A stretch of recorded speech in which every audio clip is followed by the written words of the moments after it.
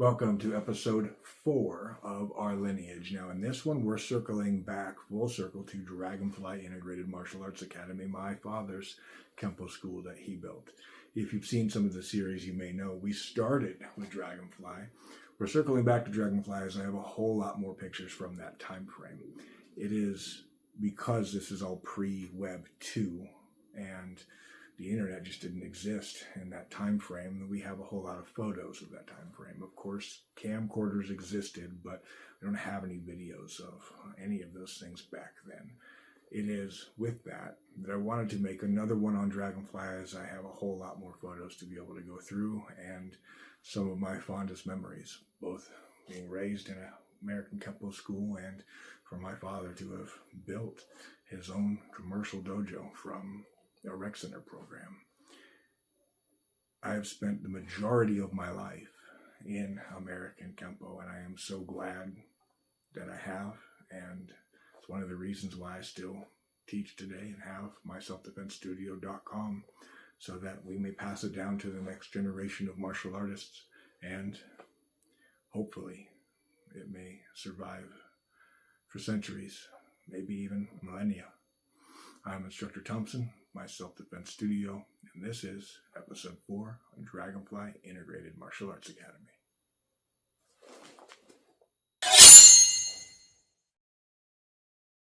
Episode 4, and this is actually the second episode on Dragonfly Integrated Martial Arts Academy, the school that my father had built from a rec center program on up.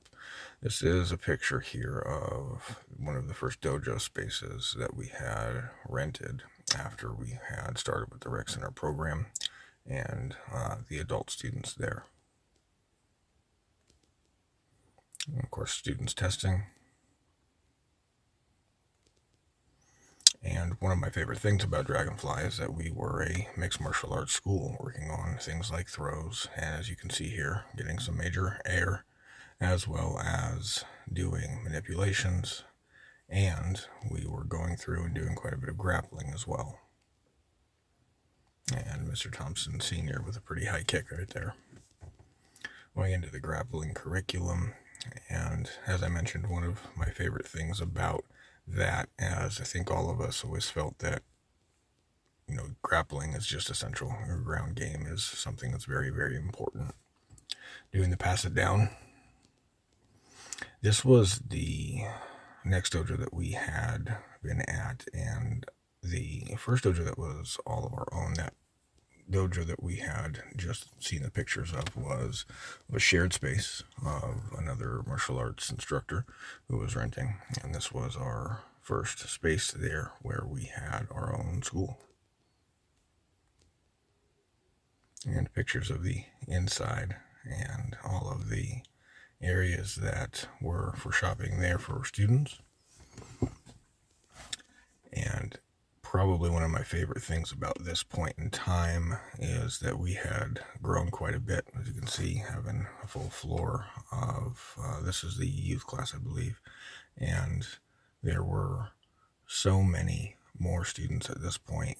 And I think that probably whenever you're an instructor of any kind, that really helps, feel like you're doing it very well. You're succeeding whenever you've got a whole lot of students in the school going through and doing their attack lines.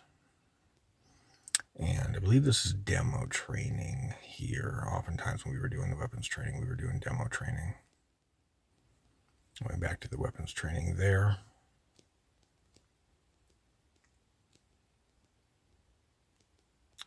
And another one of those demonstrations that I don't believe we had in the first episode. This one, I believe this one was Nostalgia Days, and the students doing their attack lines.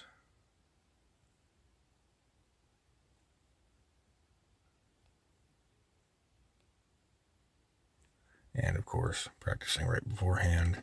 This actually might be in the middle of the demonstration. I think this is in the middle of the demonstration.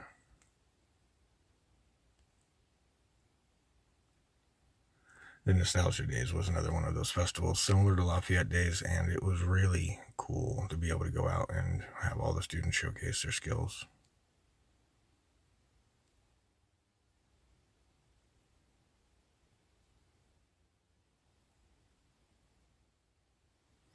That there is Mr. Kemp and Mr. Walker. Mr. Kemp we just did a video with about last week where we were going through and doing the Kempo techniques.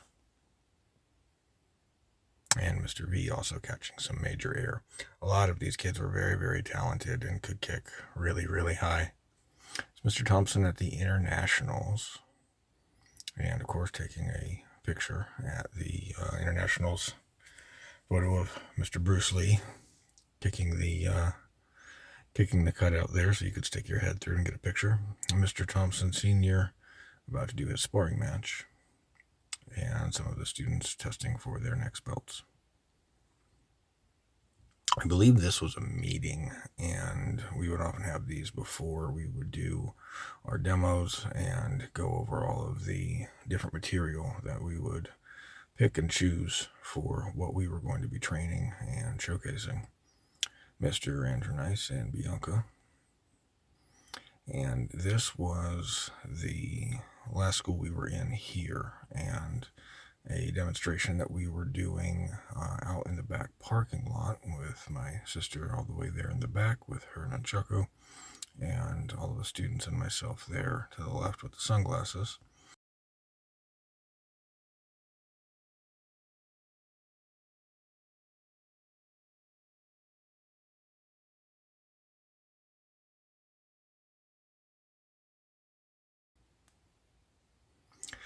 I remember this set being extremely difficult as we were doing the Eskrima set, the four of us there in the center, but we also did it as a cross-sectional. So instead of just having one partner, we would do it rotating around the four of us, which becomes a lot more difficult to maintain contact with.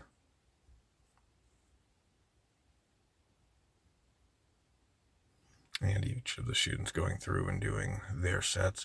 This was also something that was really cool because we would have different things going on at different times. Some students would be working techniques in front of the crowd, while other students would be going through different katas and would be going through and doing different sets with their weapons.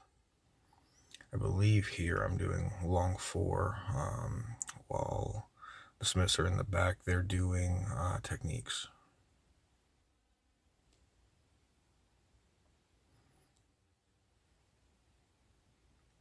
And of course, all of the brick set up there towards the end as we were going through each of our sets to have the finale with the weapons into the brick breaking.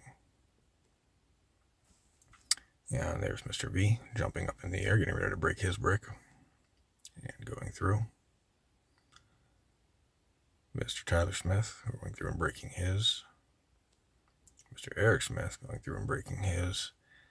And at this point, Mr. Baca and I believe Mr. Baca was the only other one there that was over 18. And so we didn't have the teens set theirs on fire. But Mr. Baca and I had set ours on fire for us to go ahead and break. I also remember those were very, very difficult to get to light on fire. Surprisingly, it's not easy to light brick on fire.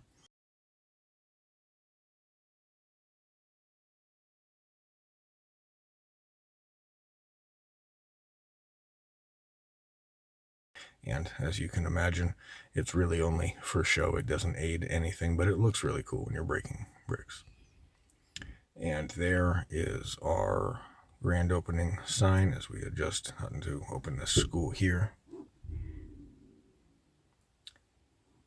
And here is Mr. Thompson hanging the sign, and all of us taking a group photo right there. And that is Dragonfly Integrated Martial Arts Academy.